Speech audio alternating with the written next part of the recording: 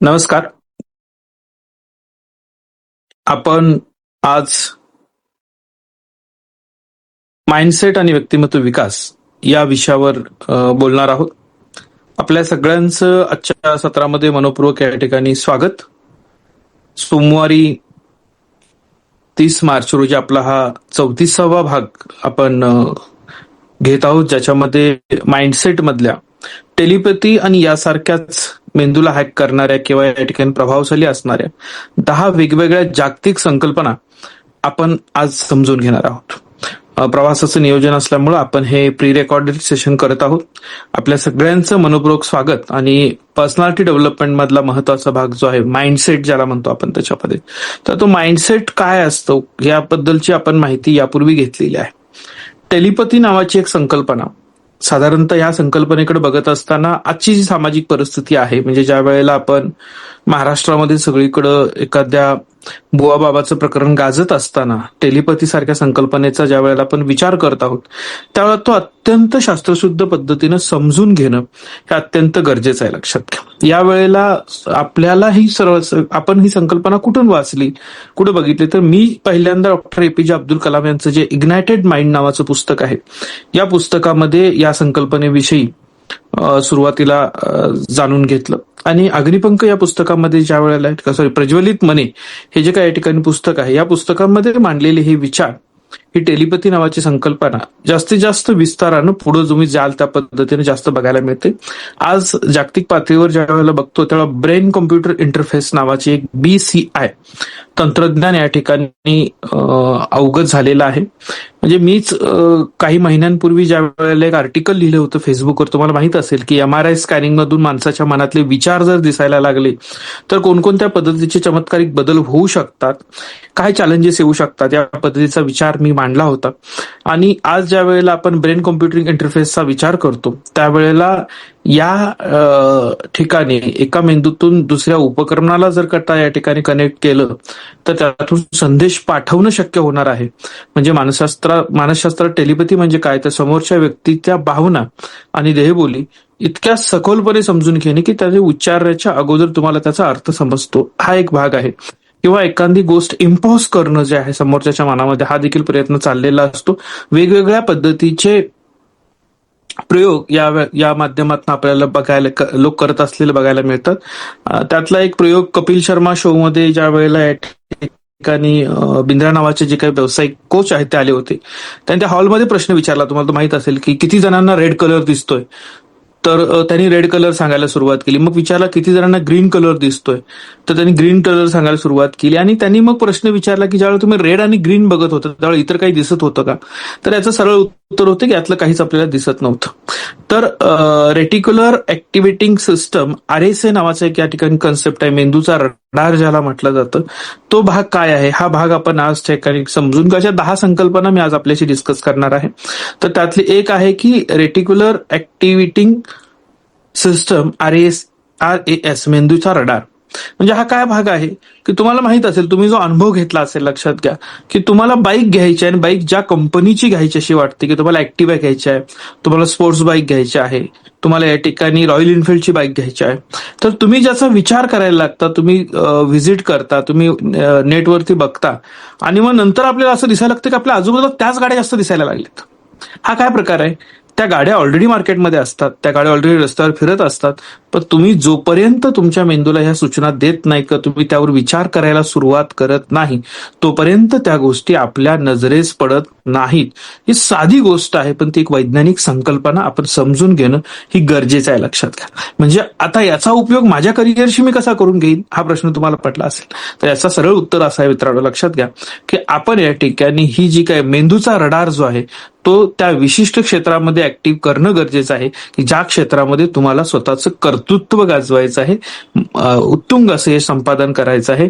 तिथल्या या ठिकाणी रेटिक्युलर ऍक्टिव्हेटिंग सिस्टम ज्या आहेत त्या आपल्या या ठिकाणी ऍक्टिव्ह असणं किंवा त्या या ठिकाणी यूज करणं हे गरजेचं आहे. म्हणजे जिथं मला सक्सेस मिळवायचं आहे त्याच्यावर या ठिकाणी विजय मिळवणं, त्या बाजूने विचार करायला सुरुवात करणं हे गरजेचं आहे. साधं उदाहरण मी तुम्हाला सांगितलं की जी बाईक तुम्हाला घ्यायची आहे, जी वस्तू तुम्हाला घ्यायची आहे, त्याच पद्धतीच्या वस्तू तुम्हाला आजूबाजूला दिसायला लागतात, ज्या यापूर्वी असतात, पण यापूर्वी माझ्या डोक्यात तो विचार नव्हता, तोपर्यंत मी त्या बघितल्या नाही. तुमच्या घरामध्ये घर खरेदी करायचा विचार चालला तर तुम्हाला सगळीकडे पेपरमध्ये इकडे तिकडे घरांविषयीच्या जाहिराती दिसायला लागतात.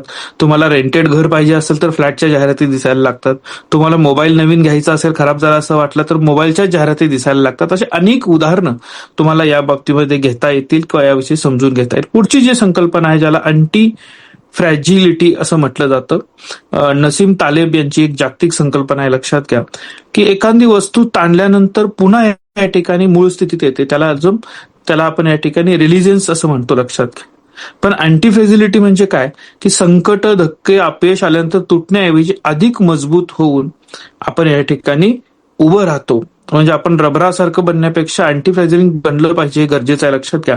मी बऱ्याच वेळा हा शब्द वापरत असताना निगेटिव्ह मोटिवेशन असं म्हणतो. लक्षात घ्या की ज्या ज्या गोष्टी घडतात त्या प्रत्येक गोष्टी आपल्याला उभं करण्यासाठी, आपल्या क्षमतांना वाव देण्यासाठी घडतायत, असा एक सकारात्मक विचार जर तुम्ही घेतलात तर त्याचा तुमच्या क्षमता वृद्धी होण्यासाठी, तुमच्यामधल्या क्वालिटी ज्या आहेत त्या क्वालिटीचा मॅक्झिमम वापर करून त्याचा उपयोग स्वतःच्या जडणघडणीसाठी होऊ शकतो. त्यामुळे आपल्याला ही संकल्पना समजून घेणं गरजेचं आहे. लक्षात घ्या. त्याच्यानंतर या ठिकाणी एक इफेक्ट आपल्याकडे आहे की पिग्मॅलियन इफेक्ट. लक्षात घ्या.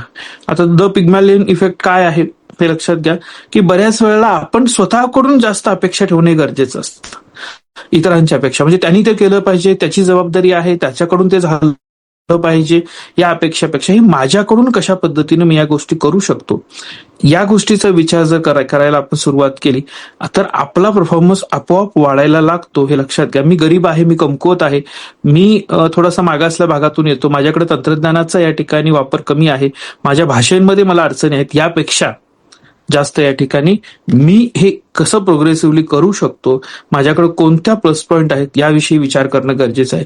स्वतःविषयी निगेटिव्ह विचार कराल तर निगेटिव्हिटी जास्त जाणवेल, स्वतःविषयी जितका पॉझिटिव्ह विचार कराल त्या पद्धतीने या काही गोष्टी आहेत, सायंटिफिकल कन्सेप्ट आहेत, ज्या या ठिकाणी आपल्याला संबंधित गोष्टीपर्यंत पोहोचवण्यासाठी मदत करतील असं वाटतं. मी उच्चारलेला प्रत्येक शब्द हा तुम्हाला इंटरनेटच्या माध्यमातून तपासता येणार आहे, तुम्हाला त्याच्याविषयीची माहिती सापडणार आहे, तुम्ही ती माहिती बघावी हे अपेक्षित आहे मित्रांनो. हे लक्षात घ्या. त्याच्यानंतर या ठिकाणी सेकंड ऑर्डर थिंकिंग, दुय्यम स्तरावरील विचार, हे लक्षात घ्या. म्हणजे बऱ्याच वेळेला आपण काय करतो की लॉंग टर्म आणि शॉर्ट टर्म गोलमध्ये कन्फ्युजन असतं किंवा आपण तिथे या ठिकाणी बऱ्याच वेळेला गोंधळ निर्माण करतो आपल्या स्वतःचा. तर सेकंड ऑर्डर थिंकिंग म्हणजे काय असतं की आज जर मी सकाळी 6:55 दांडी मारली तर काय होईल, काहीच नाही होणार. तिथे काय हजेरी घेतली जात नाही, करत नाही, 50-55 मुलं असतात, मी आज आलो नाही तर उद्या आलो तर काहीच फरक पडणार नाही, हा विचार असतो. पण तुमचा त्याच्याऐवजी जर असा विचार केला की मला जर समजा 365 दिवस सलग एक उपक्रम दररोज सकाळी 6:55 ते 7:30 हजर राहायची सवय लागली, याचा अर्थ मला दररोज वेळेवर उठण्याची सवय लागेल, मला दररोज काहीतरी नवीन ऐकण्याची सवय लागेल, त्याच्यावर कृती करण्याची आणि हा माझा लाईफ चेंजिंग इम्पॅक्ट फॅक्टर असू शकतो. हा जर विचार केला तर तुम्ही या ठिकाणी निश्चितपणे सकारात्मक कामाला प्राधान्य देत राहाल. आणि ज्या गोष्टींमुळे आजचा अभ्यास राहू दे, आजचं होमवर्क राहू दे, आपल्या असेसमेंट राहू देत, आपण नवीन काही करण्याचं शिकण्याचं गोष्ट राहू दे, म्हणजे व्यायामाची चालण्याची सुरुवात देखील राहू दे असा आपण विचार करतो. तर ते सेकंड ऑर्डर थिंकिंग जे आहे, दुय्यम स्तरावरील विचार जे आहेत ते विचार आपण निर्णय घेत असताना टाळले पाहिजेत आणि दूरदृष्टीचा विचार ठेवून दीर्घकालीन चांगले परिणाम घडणारे ज्या काही गोष्टी आहेत त्याला या ठिकाणी आपण प्राधान्य दिलं पाहिजे असं मला वाटतं. 5वी जी कन्सेप्ट आहे ती थोडीशी न्यूरोजेन्सिस नावाची कन्सेप्ट आहे, मेंदूची पुनर्रचना. आता हा काय प्रकार आहे लक्षात घ्या. आपण कुठेतरी वाचलेलं असतं की इतक्या वयवर्ष 12 पर्यंत, 17 पर्यंत, 18 पर्यंत मेंदू वाढतो, त्याच्यानंतर मेंदू या ठिकाणी वाढत नाही. आता सायन्स काय सांगतं त्या बाबतीत लक्षात घ्या की मेंदूमध्ये तुमच्या दररोज न्यू ब्रेन सेल्स तयार होत असतात. तुम्ही अगदी वयाच्या 55व्या 50व्या वर्षी देखील नवीन भाषा शिकू शकता, कोडिंग शिकू शकता. पण हे कधी शक्य आहे, तुम्ही स्वतःला आत्ता ज्या वयामध्ये आहात त्या वयामध्येच शिकण्याची सवय लावून ठेवली असेल तर. काही आपल्या आजूबाजूला मंडळी अशी बघायला मिळतात की ज्यांनी स्वतः असं ब्लॉक करून घेतलं असतं की मला आता नवीन काही शिकायचं नाही, म्हणजे जसं 50वा वाढदिवस होतो तसं काही मंडळी बघा, आता झालं माझं, मी 8 वर्षात रिटायर होणार, मी 10 वर्षात रिटायर होणार. मग 10 वर्षामध्ये मोजतात, मी 9 वर्ष 364 दिवसानंतर रिटायर होणार, 9 वर्ष 366 दिवसानंतर रिटायर होणार. ते शेवटचं वर्ष आलं की एवढ्या दिवसात, एवढ्या तासात, ह्याच्यात, म्हणजे असं रिटायरमेंट सांगण्यात 10 वर्ष घालणारी माणसं ज्यावेळेला आजूबाजूला आपल्याला बघायला मिळतात, त्यावेळेला त्यांनी नवीन शिकण्याचे दरवाजे बंद केलेले असतात.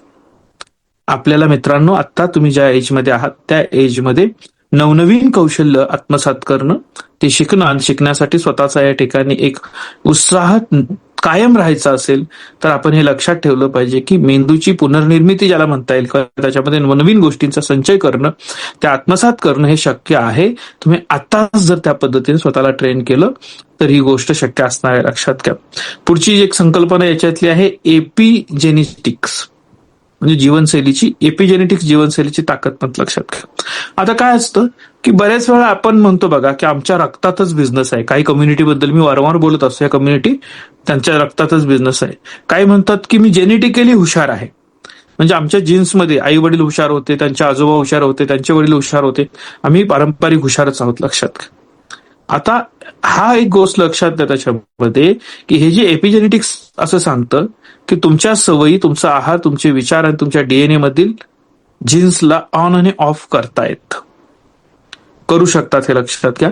म्हणजे काय की तुम्ही जन्माने तुम्हाला मिळालेला जो काय वारसा असेल, जे जीन्स असतील, त्याबरोबर या ठिकाणी जाणीवपूर्वक काही गोष्टी डेव्हलप करणं, विकसित करणं हे शक्य आहे, हे पहिल्यांदा लक्षात घ्या. म्हणजे आता जो विचार आपण मांडतोय की हे काही कम्युनिटीमध्येच व्यापार दिसतो, काही कम्युनिटीमध्येच या ठिकाणी अभ्यास दिसतो, असं न ठरता तुम्ही जर ठरवलं, तुम्ही जर त्या गोष्टी जाणीवपूर्वक डेव्हलप केल्या तर आपणही नवनवीन गोष्टी शिकून त्या क्षेत्रामध्ये स्वतःचं योगदान देऊ शकतो. अशा पद्धतीची ही परिस्थिती आहे, लक्षात घ्या. पुढचा एक या ठिकाणी त्यातला मुद्दा आहे की मेटाकॉग्निशन. हा कुठला विचार आहे, लक्षात घ्या. त्याच्यामध्ये की विचारांचा विचार, तुम्ही अभ्यास करता करता मी हा अभ्यास कसा करतोय याचा कधी विचार केला, स्वतःचाच विचार या ठिकाणी प्रक्रियेवर लक्ष ठेवणं हे अत्यंत वेगाने शिकू शकतो. याला मेटाकॉग्निशन असं म्हणतात, लक्षात घ्या. सगळ्यात टॉपरचं हे वैशिष्ट्य आहे त्याच्यामध्ये की अभ्यासाच्या, विचार करण्याच्या प्रक्रियेवर लक्ष ठेवणं. म्हणजे कशा पद्धतीने तुम्ही वाचताय, काय वाचताय, वाचत असताना कोणकोणत्या विचारांपर्यंत फिरून येता तुम्ही, त्याच्यामध्ये किती लक्ष तुमचं त्या गोष्टींकडे असतं, त्या प्रक्रियेवर स्वतःचं ज्याचा सेल्फ असेसमेंट म्हणता येईल आपल्याला ते असणं, हे या ठिकाणी ही प्रतिक्रिया थोडीशी तुम्हाला ही क्रिया समजून घ्यावी लागेल. मी आज जे काही 7, 8, 10 मुद्दे तुमच्यासाठी काढलेले आहेत, हे 10च्या 10 मुद्दे, ह्या 10 संकल्पना ज्या आहेत त्या संकल्पना थोड्याशा आपल्याला या ठिकाणी डीप मध्ये समजून घ्याव्या लागतील. कारण की आज प्रवासाच्या दरम्यान लेक्चर डिस्टर्ब होण्याची शक्यता असल्यामुळं मी हे प्री रेकॉर्डेड सेशन आपल्याला देतोय आणि मला अपेक्षा आहे की हे सेशन सर्व तुम्ही या ठिकाणी समजून घ्याल. आता याच्यामधलं एक इंट्रोस्पेक्शन जे आहे, शरीराचा ऐकण्याची कला ज्याला म्हणून आपण त्याच्यामध्ये, किंवा स्वतः समजून घेण्याची जी काही कला आहे ती आपल्यासाठी फार महत्वाची असते, हे लक्षात घ्या. जेव्हा तुम्हाला टेन्शन येतं, पॅनिक अटॅक येतो, म्हणजे काय होतं लक्षात घ्या की शरीर तुम्हाला काही संदेश देत असतं आणि तो संदेश कशा पद्धतीचा असतो की तो संदेश अशा पद्धतीचा असतो की आपल्याला काही अडचणी येतात किंवा काही या ठिकाणी अचानक मनाविरुद्ध घटना घडतात आणि मग आपण पॅनिक होतो किंवा आपल्याला या ठिकाणी त्रास होतो.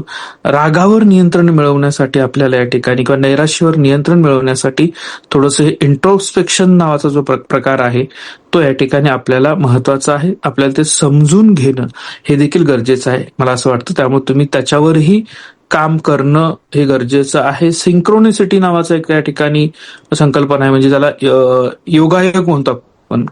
प्रसिद्ध मानसशास्त्रज्ञ कार्ल युग यांच्या मते जगातल्या काही घटना योगायोगाने घडत नाही, तर त्यामध्ये तुमच्या आतल्या विचारांचं बाह्य प्रकटीकरण असतं. म्हणजे जेव्हा तुम्ही एखाद्या गोष्टीचा प्रचंड ध्यासाने विचार करता तशी माणसं, तशा संधी तुम्हाला आपोआप भेटायला लागतात. त्याचं अत्यंत साधं सुंदर सोपं उदाहरण तुम्हाला माहिती आहे, हिंदी चित्रपटांमध्ये तो वारंवार या ठिकाणी डायलॉग म्हटला जातो, कोई चीज अगर आप सच्चे दिल से चाहो तो सारी कायनात आपको उसे मिलाने में लग जाती है. तर ते सच्चे दिल से चाहना म्हणजे काय, त्याच्यामध्ये हे लक्षात घ्या की तुमच्या विचारांमध्ये तो ध्यास असणं गरजेचं आहे. आणि तो ध्यास ज्या वेळेला तुम्ही घ्याल त्यावेळेला समान विचारांची या ठिकाणी जी काही वेव्हलेंथ असतील या ठिकाणी त्या जुळतात, तेवढ्या स्ट्रॉंग आपण होतो आणि या सगळ्या गोष्टी आपल्याला पुढे निघून एकमेकांशी ह्या सगळ्या संकल्पना लिंक आहेत. लक्षात घ्या, म्हणजे मी टेलिपॅथीपासून सुरुवात करून इथपर्यंत ज्या वेळेला येतोय त्यावेळेला या ठिकाणी हे लक्षात घ्या की ह्या काहीतरी संकल्पना आहेत ज्या ऑलरेडी तुम्ही वापरताय, तुम्ही अनुभवताय आतापर्यंत त्या गोष्टी. फक्त आज हा प्रयत्न आहे की त्याला वैज्ञानिक नावं काय आहेत, त्याचं काम कसं चालतं, त्या कृतीतून मला कसं घडता येईल, हा प्रयत्न आपण या ठिकाणी या माध्यमातून, लेक्चरच्या माध्यमातून आज करण्याचा प्रयत्न करतोय. 10वी संकल्पना जी आहे ती जी सुरुवात जिथून केली होती, ब्रेन कॉम्प्युटर इंटरफेस म्हणजे BCI. म्हणजे आपण या ठिकाणी आज मोबाईल वापरतो त्या पद्धतीने या ठिकाणी न्यूरल लिंक्स सारख्या BCI तंत्रज्ञानामुळे लवकरच मेंदूतले विचार थेट कॉम्प्युटरवर या ठिकाणी टाईप होतील आणि त्यासाठी आपण टेक्नॉलॉजी येणारी, जसं आज म्हणतो ना AI येतंय, आणि AI ची संकल्पना ज्या वेळेला तुम्ही बघताय त्यावेळेला तुमच्या लक्षात येतं की अरे हा इतका मोठा बदल कसा काय झाला आपल्या याच्यामध्ये. तसंच या ठिकाणी तुम्हाला पुढच्या कालावधीमध्ये हे प्रचंड मोठे बदल दिसायला लागतील. आता वेगवेगळ्या पद्धती, म्हणजे ही जी काही नावं सांगितली, 10 नावं ज्या वेळेला मी आज तुम्हाला सांगतोय लक्षात घ्या. म्हणजे न्यूरल सारखं या ठिकाणी नाव घेतलं, त्याचा उपयोग कुठे होऊ शकतो की ज्याला बोलता येत नाही किंवा ज्याचे विचार व्यक्त होत नाहीत, अर्धांगवायू ज्याला पॅरालिसिस म्हणतात असं झाला असेल तर तो विचार करून कॉम्प्युटरचा माऊस चालवत आहे, त्याला काही ठिकाणी टेलिपॅथी असं म्हटलेलं आहे. लक्षात घ्या, तुम्ही परीक्षेत नापास झाल्यावरही तर न बोलताही चेहरा उतरलेला बघून आईला कळतं की तुम्ही तणावात आहात. हा इमोशनल कनेक्ट असतो, लक्षात घ्या, हा टेलिपॅथीमध्ये येतो. मग त्याला वेगवेगळ्या पद्धतीच्या प्रॅक्टिसेस आपण करू शकता. संकल्पना समजून घ्या, तुम्ही त्या संकल्पना विस्तारानं मांडाल आणि त्याच्यावर अभ्यास करणं हे अपेक्षित आहे लक्षात त्याच्या बाबतीतनं. त्यामुळं मी ज्या आज 10 संकल्पना सांगितल्या त्या 10 संकल्पनाच्या बाबतीमध्ये आपण थोडंसं सविस्तर समजून घ्याल आणि त्याच्यावर अभ्यास कराल, त्या संकल्पनांचा डीप स्टडी कराल आणि त्यातल्या संकल्पना मुळात एक लक्षात घ्या, जोपर्यंत मला ते माहीत नाही की असं काहीतरी अस्तित्वात आहे तोपर्यंत मी त्याचा वापर करणार नाही. आणि तो वापर जर करायचा असेल म्हणून या नवनवीन गोष्टी मी तुम्हाला सांगण्याचा प्रयत्न करतोय. आज प्रवासाच्या दरम्यान मी सुरुवातीची काही मिनिटं बोलणार आहे आणि बोलून झाल्यानंतर हा 15 ते 17 मिनिटाचा व्हिडिओ आपण या ठिकाणी तुमच्यासाठी तयार केलेला आहे. त्याचं कारण आहे कंटिन्युटी राहिली पाहिजे. शक्य तितका वेळ मी तुमच्याशी संपर्क साधण्याचा प्रयत्न केला.